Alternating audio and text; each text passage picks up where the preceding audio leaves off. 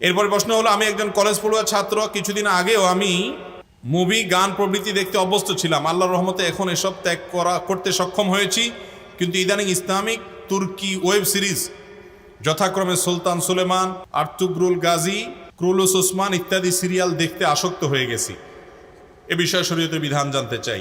ভাইরা আমার, ইসলামের ইতিহাস জানা অনেক গুরুত্বপূর্ণ, কিন্তু ইসলামের ইতিহাস জানতে গিয়ে যদি আপনি ফিল্ম দেখতে হয়, আর সেই ফিল্মে যদি নারী পুরুষ সমান তালে অভিনয় করে এবং পর্দাহীনতা থাকে, অশ্লীলতা থাকে, সেখানে যদি মিউজিক থাকে, সেখানে যদি হারামের উপাদান থাকে এবং সেটা দেখতে গিয়ে যদি আপনাকে হারাম জিনিস অবশ্যই দেখতে হয়, অ্যাভয়েড করার সুযোগ না থাকে, তাহলে ইসলামের ইতিহাস জানার নাম করে সেরকম ফিল্ম দেখা জায়েজ হওয়ার সুযোগ নাই। এটা ঠিক যে মুসলমানদের ইতিহাস আমাদেরকে জানতে হবে, সেগুলোর জন্য যদি এরকম ফিল্ম তৈরি করা হয় যে ফিল্মে হারাম কোনো উপাদান নাই, তাহলে সেগুলো দেখা জায়েজ আছে।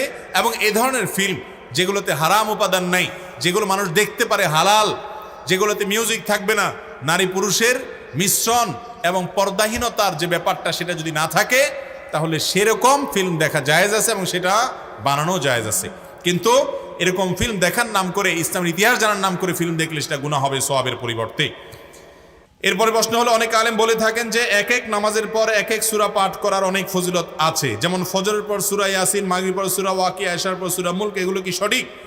ভাইরা আমার, এর মধ্যে মাগরিবের পরে হোক আর এশার পরে হোক, রাত্রে সূরা মুলক পড়ার ফজিলত আছে। আর সে ফজিলত হলো, রাতে সূরা মুলক পাঠ করলে, নিয়মিত পাঠ করলে ওই ব্যক্তির কবর আযাব মাফ হবে ইনশাআল্লাহ।